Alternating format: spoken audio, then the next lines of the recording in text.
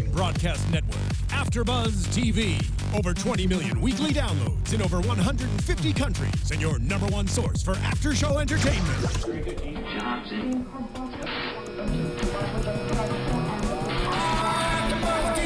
AFTERBUZZ TV, the destination for TV superfans. Producing aftershows for over 300 of your favorite TV shows, interviewing celebrities and showrunners, and bringing you behind-the-scenes exclusives. All thanks to E! Entertainment's Maria Menounos, producer Kevin Undergaro, and internet leader Akamai. Now, let the buzz begin! It bounced. All right, guys, what is up? Welcome to another AFTERBUZZ TV Scandal After Show. This is episode 19. It's just a bill. Once again, we are your Fab Four. Excited to be here. It was a great episode, I think. Yes. Really great. I'm Emile Ennis Jr., joined here with three amazing gladiators, starting with... Hey, what's up, everybody? I'm Kennelia. Hey, everyone. I'm Sofia Stanley. And I'm Bamm Ericsen. Perfect. Now, you guys know this has been a long time coming for me. This right here was an episode. I love Rowan so much, and part of the reason that I love him is he's able to twist it, right? So we open up the scene, he's there with Olivia, and they're in mid-conversation. But as always, it's really a one-sided conversation that he's having with himself, and it's almost as if he knows what she's going to say, so he answers for her and is almost having this entire dialogue, and he's like, no, but you can't retort that because I already have the comeback to your comeback. Right. And for me, I loved when he leaned back and he goes, oh, because something's changed. And he realized that there was a certain aspect of Olitz, which I think we all have been feeling, has in fact changed. And for me, in that moment, I recognized that for the last, presumably 3 episodes, the reason I was disappointed was because presumably the relationship had in fact evolved. Even though I had been asking for Olitz to have some kind of movement, either forward or back, I realized that is in fact was what was happening. We finally had her make a decision that regardless of what she had previously sacrificed, arguably for Fitz, she had really sacrificed for the Republic. And therefore, if Fitz had to be a sacrificial lamb, then he should have been, in the same way that she thought for herself, she should have been a sacrificial lamb and he had never gone to war. For me, it is 100% symbolic that it is Rowan who arguably is the only character who could have allowed me to recognize that in myself, and that is where my frustration stemmed from. But do we think she's going to go through with this sacrificial lamb? Because at the end of it, if everything comes out that Fitz has something to do with relating to B613, her name is going to come into play at some point. Somewhere. So... is she going to let all of this happen, or is it just another one of those grandstanding moments where she wants to stand in the sun, and then when it gets hot, she's like, ooh, it's hot, and then she goes back indoors? Is it going to be that? I mean, I don't know. I can see it going either way. I think the writers are probably going to find a way to have them come up with an alternative without revealing the information, because I don't think, well, we'll get to this later, I don't think that they're going to let the whole Fitz Olivia thing completely die, but I am glad to see that she has evolved, as Sophia said, and it wasn't until we did see the scene from Rowan, and I like what he said, no matter how white the night, you have realized that every man is like your father. I mean, there's nobody on this show, I used to think that Cyrus was like the king of monologues. There's nobody on this show that does it like Rowan, and I think bringing Rowan back, not only was it a great episode, but bringing Rowan back in this episode really renewed the passion that I have for this show. And it's been missing that spark. And I said a couple weeks ago that we're on the Shonda roller coaster, and Papa Pope pretty much had us at the top of the hill. It was like, bye, bitches. I enjoyed Reverend Ike's sermon. I really did, because Olivia doesn't, she's her own woman. She doesn't like to listen. Right. And so to actually hear the words that were coming out of her dad's mouth, what can she say? What can she do? She was so pissed. She was like, get out. What else can she say? And so I like the fact that somebody actually called her out on her shit to make her think. Right. Now, as far as her decision and to go against her dad, I do think that at some point she's going to continue out with this for as far as she can, and then Papa Pope is probably going to shut it down, or there may be a twist. But what I do like about Papa Pope is I like what he's saying and how he's calling her out. I've said this before. This is twice that he said this. He's saying that I don't appreciate you picking these little two country corn-fed white boys over your flesh and blood. And I like the fact that he's calling out, he's acknowledging what many people talk about privately, but not in an open form discussion. Yeah, no, that's a good point. He even called her a worthy opponent. He flicked her blowout, like he grabbed her hair and was like, poof, like he was totally running her. And like Bamm said, at one point all she could do is tell him to get out. But it's just a classic battle between Hulk Hogan, who's Olivia Pope, and the Macho Man Randy Savage, who is they sound like some wrestlers. You know, it was a good battle. We'll see if it holds up, because Olivia can evolve. She can evolve. Her and Fitz can evolve, but I just don't see her letting it get to that point where Fitz is really being thrown under the bus. I agree. And Monica Colson just said that Roro's on point and Liv played into Rowan's hands, which I totally agree. Hey, Monica. I agree. She's watching live on our YouTube stream. Yeah, I totally agree, because Reverend Ike's a very smart man, so he knows exactly how his daughter thinks. Just how that other episode when they were at the restaurant, like he's always Papa Pope keeps wanting it to the streets. He does. Mm-hmm. However, and this is something that I don't know if we've said on camera, if we've said it off camera. However, he played her though, but not for his end goal that we've previously thought. Mm-hmm. So we always have thought that Papa Pope's end goal is the protection of himself. When in essence, the only thing that he has wanted for her is to be him. Yeah. Mm-hmm. And he is unbeatable. Mm-hmm. So at the end of the day, when he was playing her, what he was doing was, I want you to be me. And no matter what the consequences, I want you to pick a side and know that there is no other option but winning or death. Right. That's what he did. So if in theory, that is the role of the parent, right? The role of the parent is to raise your child, a little bit of cuddly love, a little bit of tough love, but at the end of the day, your child has to go out in the world and fend for themselves, even if their decisions are contrary to your own, because all they have is themselves to stand up to. True. Or for, right? Mm-hmm. And that's what he did. And for me, and maybe it's my own personal gut, I know that there are tons of people who don't like Rowan. I think underlying, that's why I've always liked him. Because at the end of the day, no matter how his tactics may seem, he is a father who wants the best for his daughter, and that's why he said, you are a warrior. Mm-hmm. Mm-hmm. No, you're right. Now, you talk about tough love. You talk about cuddly love. What about not love, just that raw passion? Where's my fan? How do I leave my fan? What is it? Say it again. That raw passion. That lit up the screen. Where's the church fan? No, I don't even know where the church fan is. Oh, right. my We need some God. church Wait, fans. like you know how the Urshas do, how they stand up and they do this? Oh, yeah.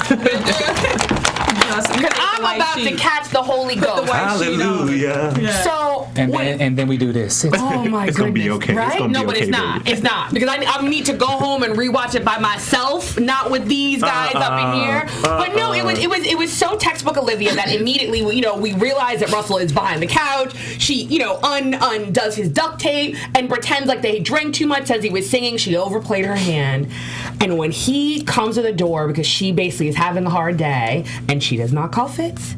She does not call Jake. I know that presumably tons of people thought that she called anyone else but Russell.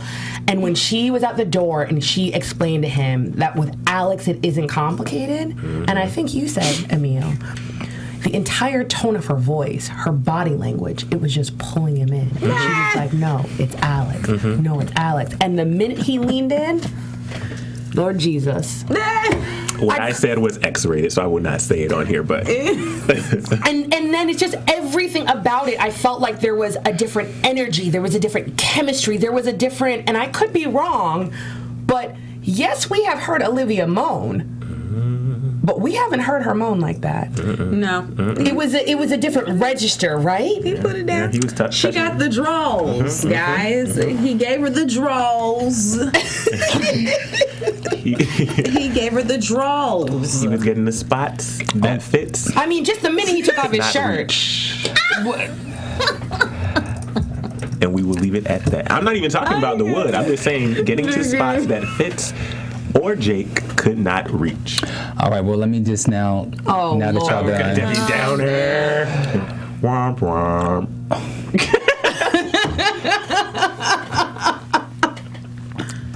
I'm going to, if I could, Kennelia, I don't want to use cold piece, but I think the way Olivia played him, it was beyond smooth. I mean, she did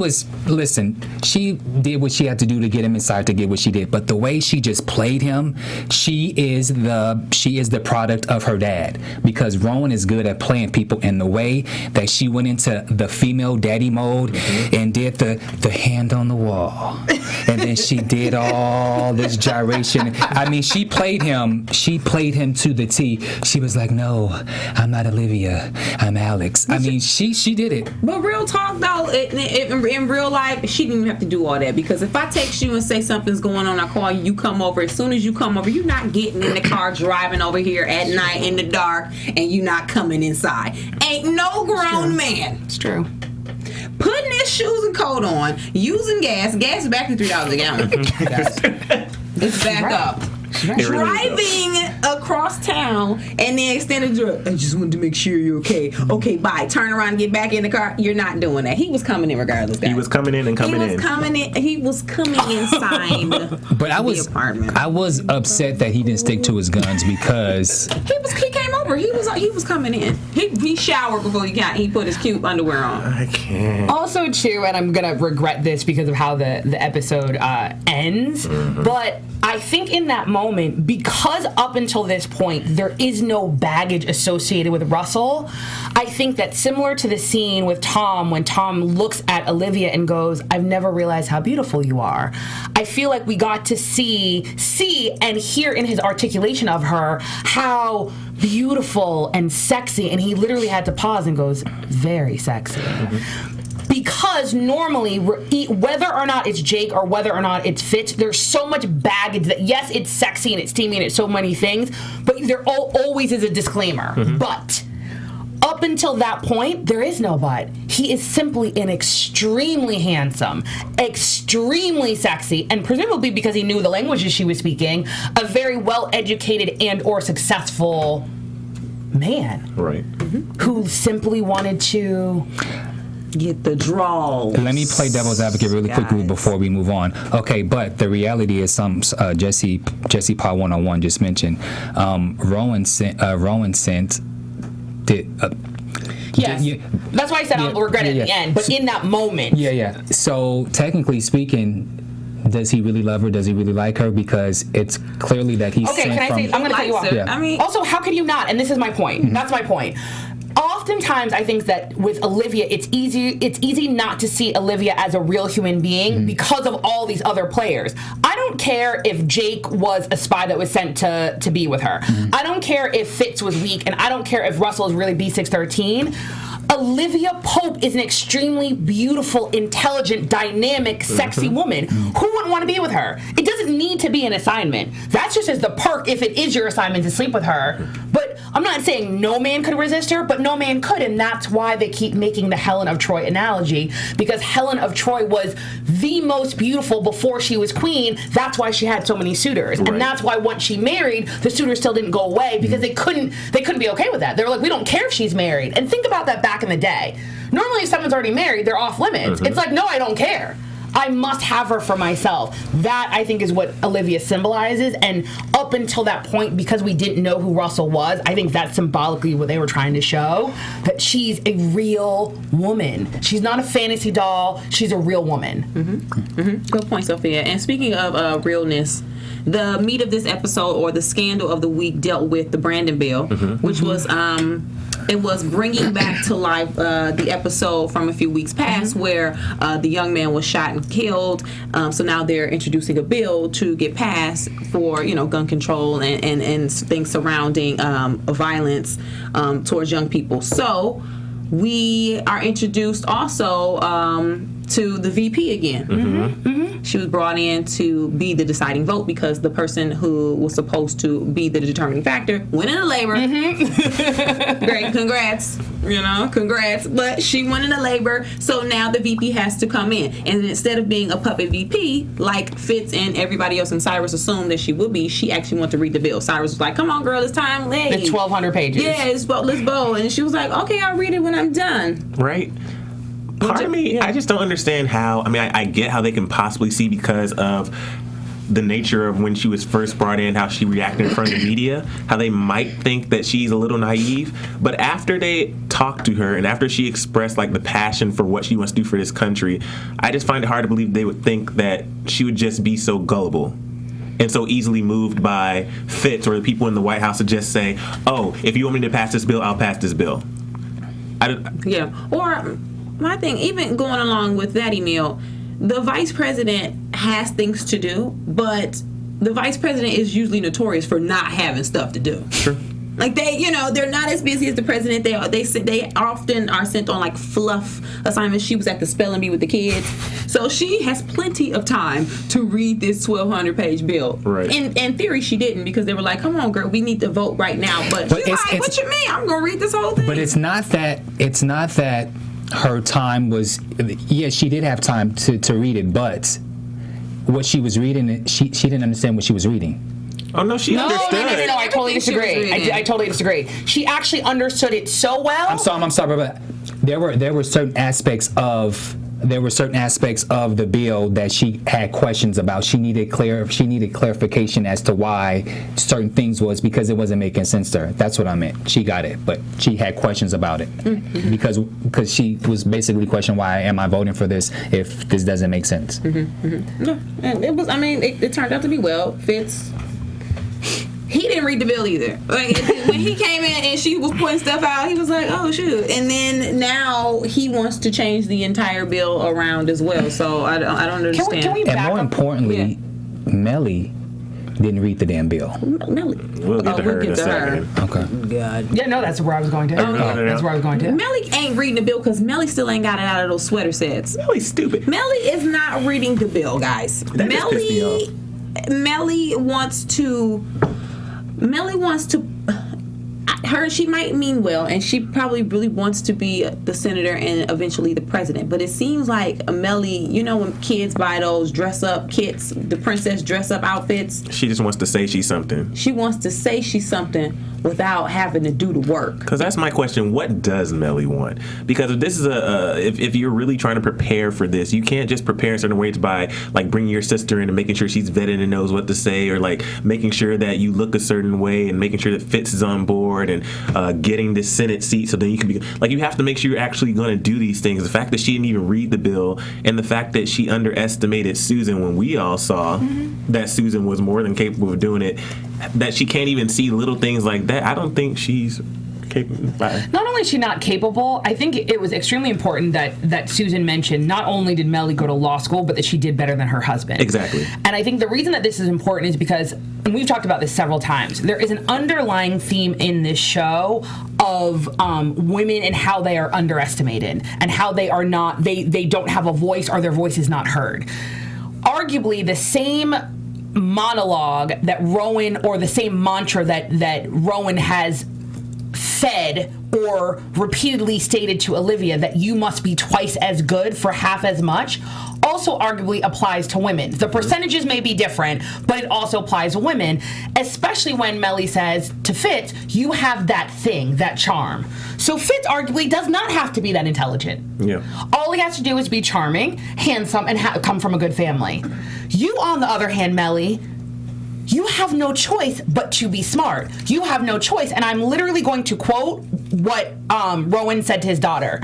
She has no choice but to be a warrior, to be precise, to be calculating, to be pragmatic, to know what needs to be handled, and to handle it because the fundamental belief is that the republic must stand.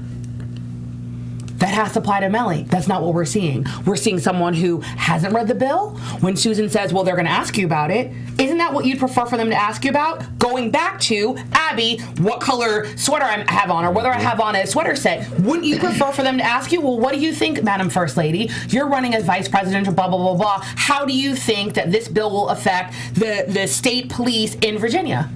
She'd be like, Because you're not charming like Fitz. You have to be smart.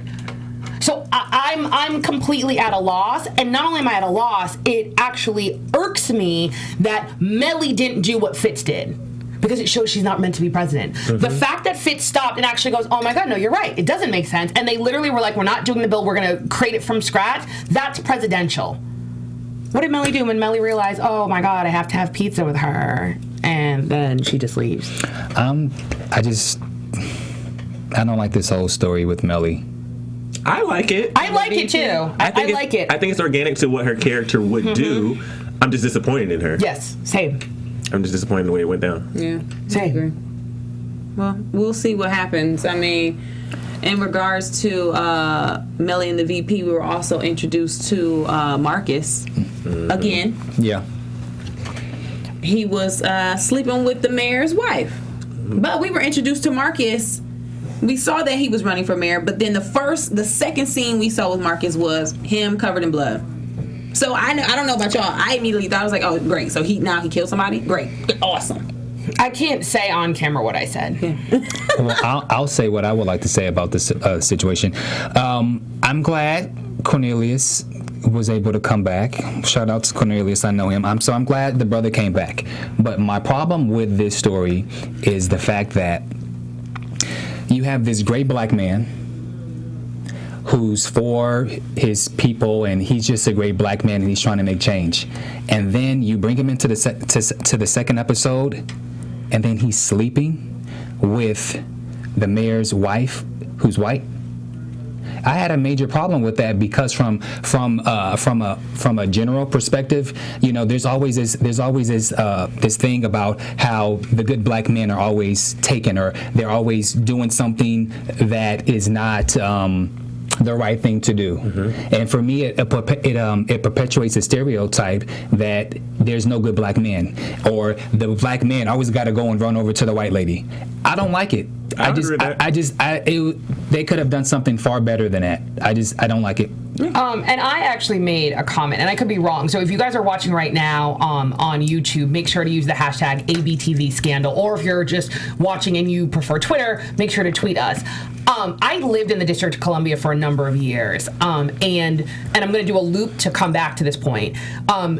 Shonda Rhimes was recently inducted into the National Broadcasters Association Hall of Fame. During that speech, she talked about the fact that she has diversity on her shows, not because she's brave or courageous, but she has diversity on her shows because that is the world in which she lives in. She is simply creating or telling stories based on peoples and characters on all aspects of layers on the world that she sees around her, right?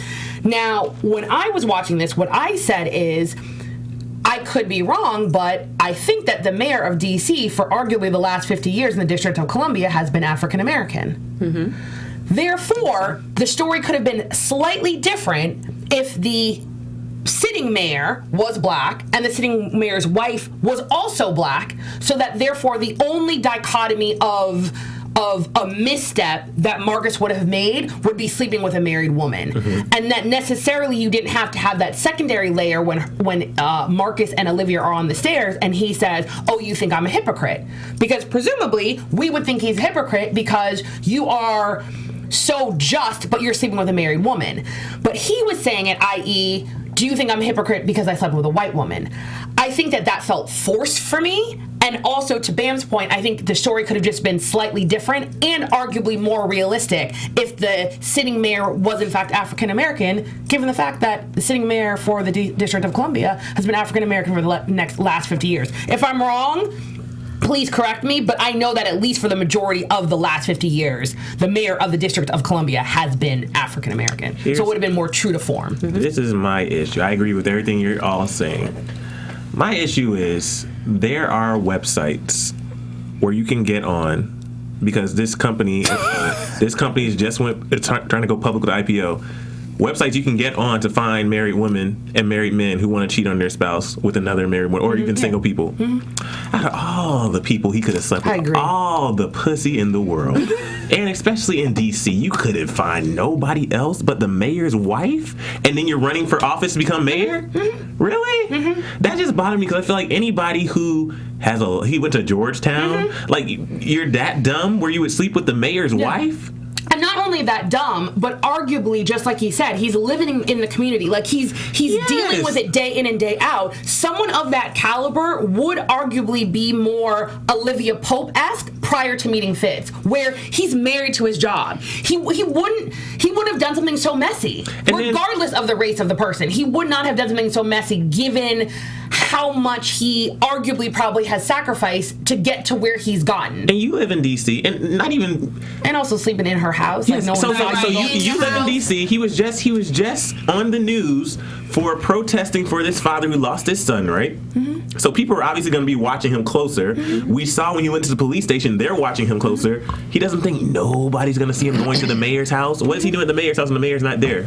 But the wife is home. Her car's in the driveway. In the daytime. Still in the daytime. In the daytime. Like, walk out, hey, guys leaving. Right. And then there's a moment when, and again, I think I know why the writers are doing this, but I'm not going to jump down this rabbit hole.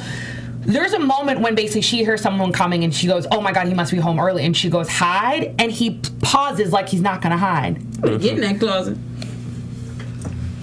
Because on some levels, if you're not going to hide, then why are you not at your house? Just kind of say, like, the whole situation seems disrespectful.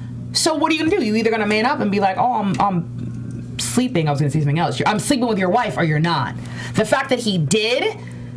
that says something. Does that make sense? Because I'd actually have preferred for him to be man enough to basically be like, yo, I'm not going in no closet. I'm not the help. I have to go there. I'm not the help. I'm not getting in the closet. I'm not hiding. Does that make sense? I'm not your, what's it called, pool boy, lawn boy. I'm not that. I'm a man. Yes, we're doing something wrong, but I'm going to stand up like a man and let him come in, because even if it hadn't been a murderer, do you know how many people that's how they die? Like, and I don't mean to go there to say that I condone it, but there was a time in the very recent future that if you caught your spouse in the act and you killed either one of the people, that it was not a crime. Because it was automatic insanity. That was such a violation to the sanctity of your marriage that it would only be a normal reaction for someone to act in that violent of a manner. So as a man sleeping with a woman and her husband comes home, maybe you should have stayed there, because you don't know what's going to happen. What did you guys think about the way that the murder was cleaned up, though? Because I'm still on the fence about that. I was on the fence too. Well, before I can say this, Sophia called the plot at the beginning of the episode. Sophia called it. Before we saw that was true, that the mayor was involved, I mean, how else were they going to get the body out? Yeah, it was TV, and you have to break her bones all up and fold her up in the blanket, and there's no way you would have been able to get that white rug clean with all that blood on it. There's no way. But... I mean, how else were they going to get it out? I get it's TV, but even still, like, the show is still smart on certain levels.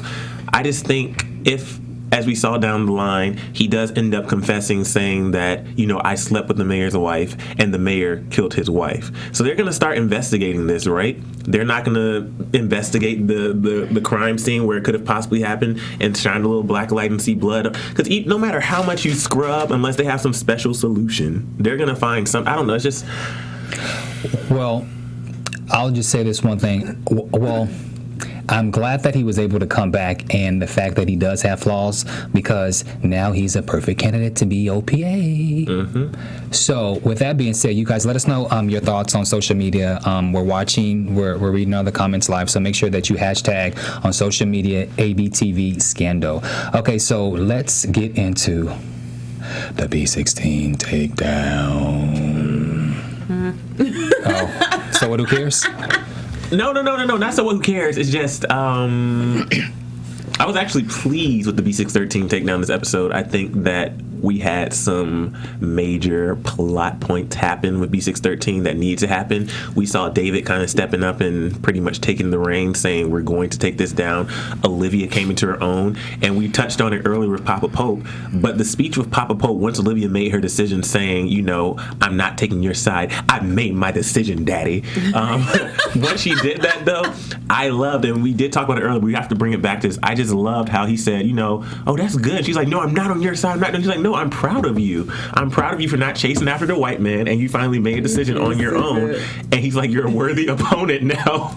Like, you're a worthy opponent. I was like, no. Yo, he shades Olivia on a daily basis. But like you said, it was accurate. However, now that David knows that Fitz was responsible for that plane going down years ago, now what? You know what I mean? Because Fitz is not going to testify. You can't bring the president of the United States in to say, sure, I shot it down. Rowan told me to do it. I mean, I'm sorry, my bad. You can't. That's not going to happen. But will Jake, who's involved with it as well, would he be a credible enough witness to testify to anything? I mean, he would, but is Jake even alive? Oh, I forgot. Like, is he even still living? I forgot what happened at the end of the episode that quick. So, you know, if he can testify if he's breathing. Well, if not, then no. But Sophia, earlier in the episode when Papa Pope was in Olivia's apartments while Russell was laying down, passed out, I wrote where's Jake, and I said where's Russell, but you also mentioned like where's Jake, Mister, come and protect me. Where were you? I mean, the funny thing is with Jake is I did say that because again the last time we saw he was a little patrol dog on the other side of the door. I will not read this post. Do you know what I mean? Aren't you supposed to have two guys like protecting her at all times? We still know that obviously Rowan is a threat. You're going after B613, blah blah blah blah blah blah. Right? Okay. Again, my problem with the storyline is twofold. David keeps being surprised. Yeah, they shot down a plane with civilians. Did you not read the binders?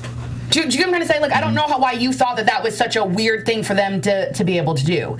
Yes, naming Fitzgerald Grant as the shooter, that is a completely different scenario. Yeah. However, I do keep thinking to myself, okay, so you just found out that your assistant was B613. They're still maneuvering in a way as if they're safe when arguably they know that they are not. Can't trust nobody. Yeah. Yeah, which is a little weird that they're still like, oh, okay, cool. You know what I mean? Still meeting in the same place. Yeah, still meeting in the same place. They're just in his office having drinks. Somebody's going to die. And this is a thing that I can't get a read on Olivia. Because even though I just said I'm happy that she evolved, don't you think she owes Fitz a phone call? Yes. Don't you think she owes him a heads up? Because at the end of the day, Fitz shot down a plane because he was a soldier. He didn't do anything wrong. It would have been different even if they said, shoot down the civilian plane. He didn't know it was a civilian plane. He thought it was a military tactic. He thought that he was shooting down the enemy. He didn't do anything wrong.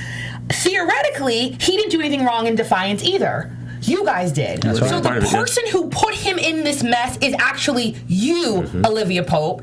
Now that you decide that you're no longer going to protect him from the mess that you arguably created, you're not going to give him a heads up?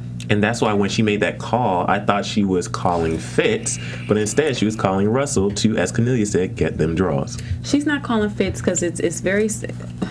When it comes to Olivia and Fitz in this relationship, it's like a regular relationship when you having a little a scuffle or a fight with your dude. Something go down, you're like, I ain't calling his ass, and that's it. You're not thinking. But you're not gonna call him if you know that the feds are literally about to run up in his house with like SWAT gun, like you know what I mean? But to me, it seems like she's like, right. I ain't calling his ass. The way she did that little lip quiver though, after when she was walking down the hallway, all dramatic, like, oh my God, what am I gonna do? Like I thought that she had some type of emotional reaction that would cause her to call Fitz.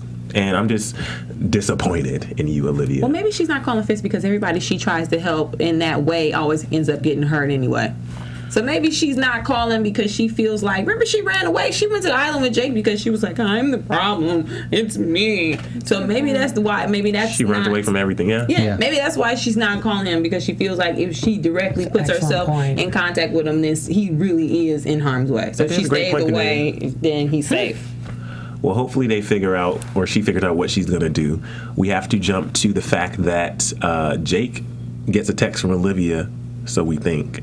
And then he goes to OPA. Olivia, where are you? I got your text. And then he gets attacked by a masked man. They start scuffling, fighting. Then he gets stabbed, and we take it off, and it's Russell. I would have liked for it not to have been revealed that it was Russell. Until next week? Until next week or later down the road. To me, that was, because we were still I was still hot and bothered from the scene earlier, so yeah. It was the whole fight scene. Although I'm glad it's alluded that he's dead or maybe potentially gone for a while, because I think he can have a seat for a while. Not to say that he needs to die, but it was refreshing to see the end result. But I just thought the whole thing was sloppy from the fake punches. Just from a visual perspective, it just seemed sloppy and rushed. Especially for B613 agents. I can see that, yeah. Well, what I got from it was, when he took the mask off, I was like, great. So Olivia is really trash at picking dudes. Yeah, some people like Jake, cool, I'll give you that. Some people like her with fits, cool, I'll give you that. But Olivia has not picked one man, unless y'all want to bring Edison back.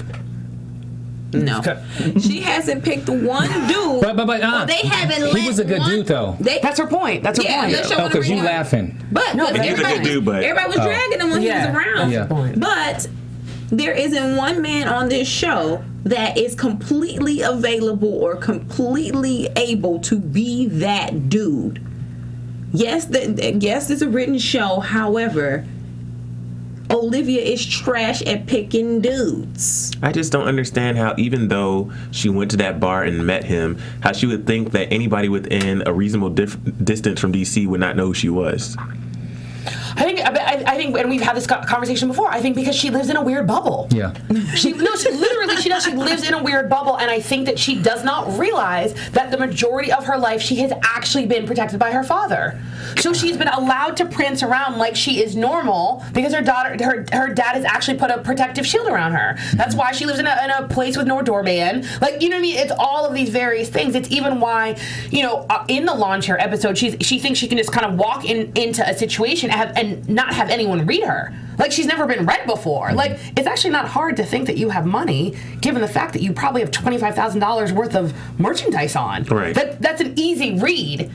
You know what I mean? So I think that that's part of the problem, is that she really does not realize that she is not normal, that she could be more recognizable for a lot of people in the President of the United States of America. I'm going to just throw this out there. Another reason that Olivia can't pick a good man is look at her background. She didn't grow up with her dad. And there's, sometimes people say that, when you don't grow up with a father or you don't have a certain structure in the home, sometimes it causes you to go the other way. She has daddy issues. So she has daddy issues. Her mom was not around. So I can see why she picks bad men. Or unavailable men.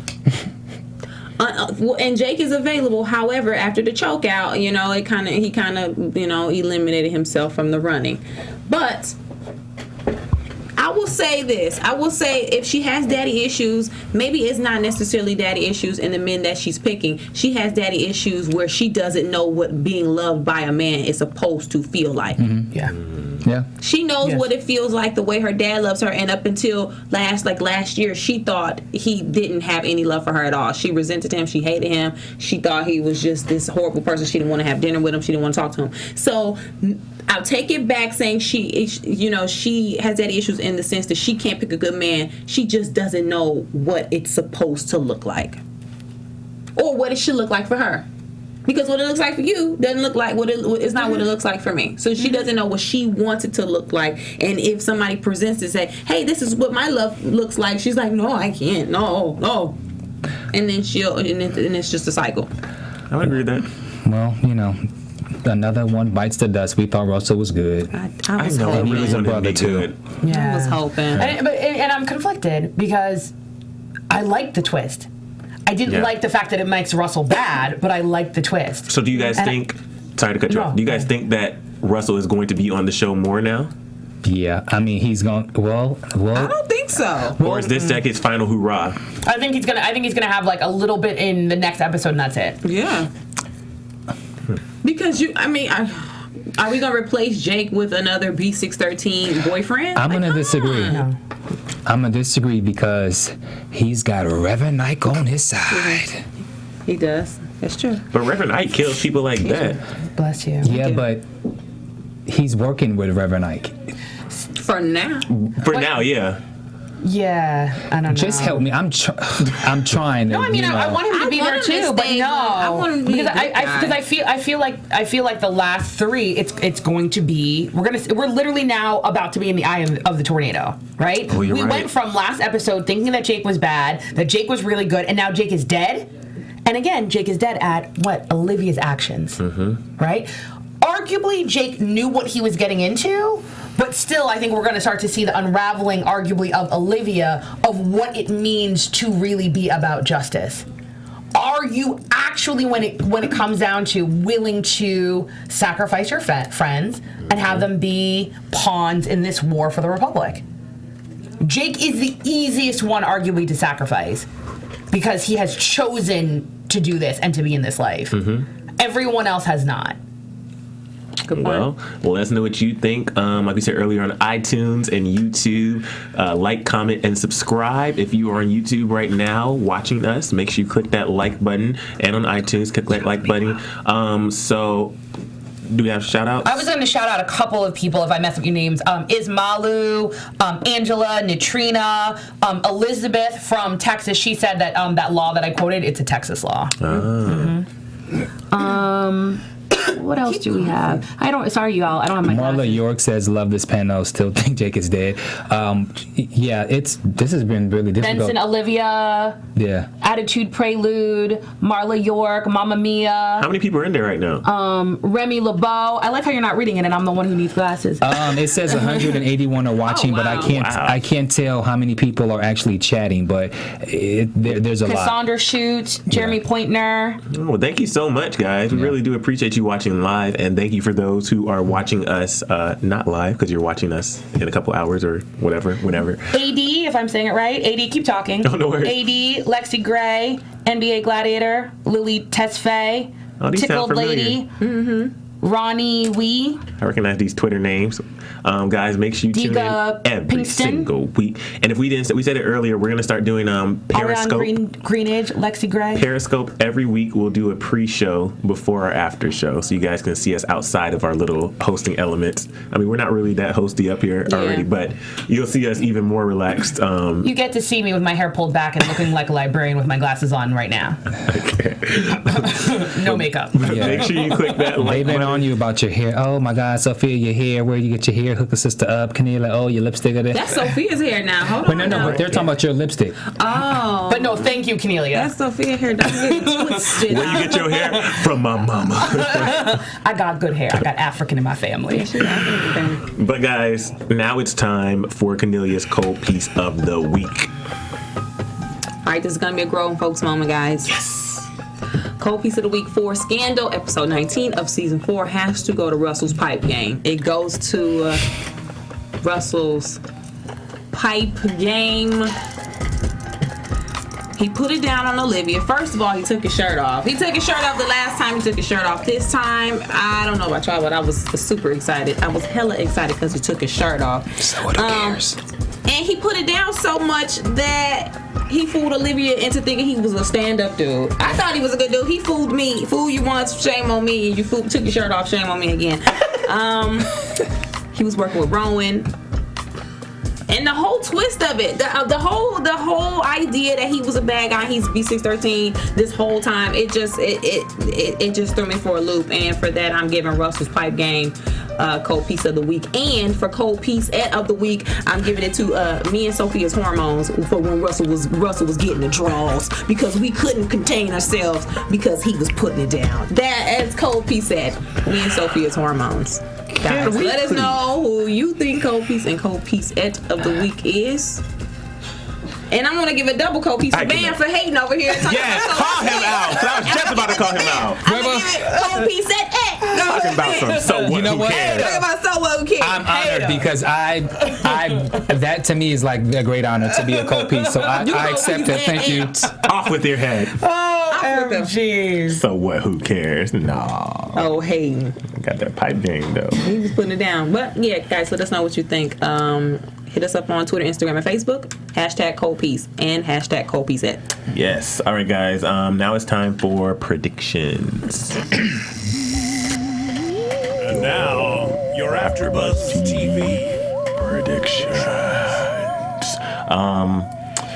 My phone went dead right before I started the episode, but somebody sent me something saying Jake isn't dead, which I hope is not true. But if it is true, then I'm gonna pull a so what who cares from them because I really, really, really want him to be dead. Can I jump in? Yes. So, Oh God. I went to my IMDb Pro account, and for episode, If this is a spoiler alert, guys, Bamm. Oh, is it a spoiler alert? I'm just saying that Jake. I don't think Jake's. Spoiler alert. I don't think he's Spoiler dead either. alert. Go ahead, Bamm. I don't think Jake's dead because according he's listed as appearing on episode 422. Bye, Jake. Oh, you know what I'll say then? You know what I'll say? Come back as a flashback. You're dead. May 7, 2015. I don't You're think dead. I'm going to tag on to Bamm. I don't think he's dead either. And I just say that because I think with Jake, because the show seems to like him, I think they would have given him a bigger, Yeah, his death was kinda goodbye. Like a, you there? I think it would have been a huge thing. Like they did for James. James' death was dramatic. Yes. Okay, this is the problem is, I really like this episode. I like the pace of it. I liked everything about it. 2 or 3 things I didn't like. If Jake is in fact not dead, then this is stupid.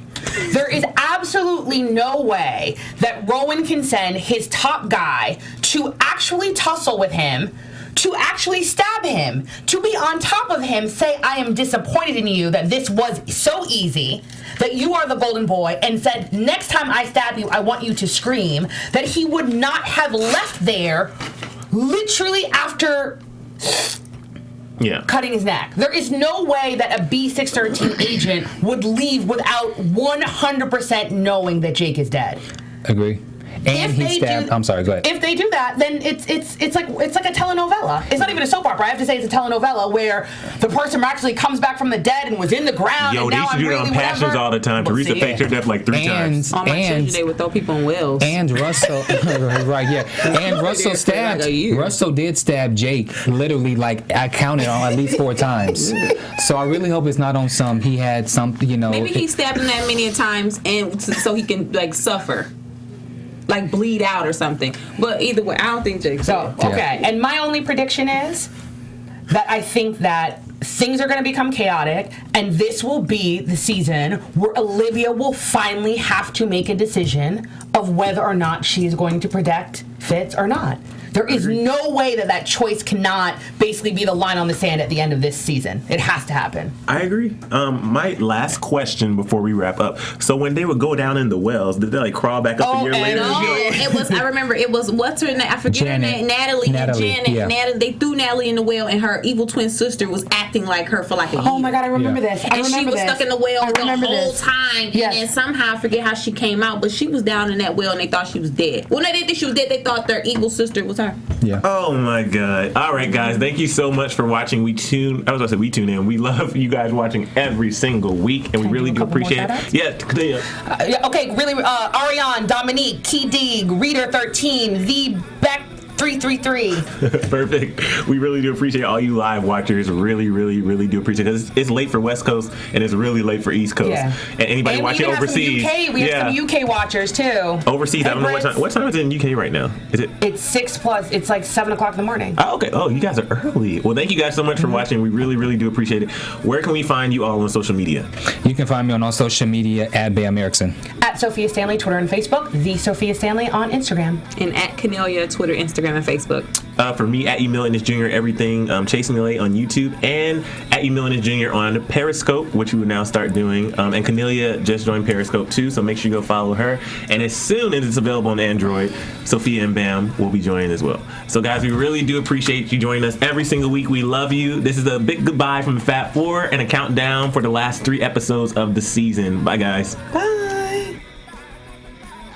From executive producers Maria Menounos, Kevin Undergaro, Phil Svitek, and the entire AfterBuzz TV staff, we would like to thank you for listening to the AfterBuzz TV network.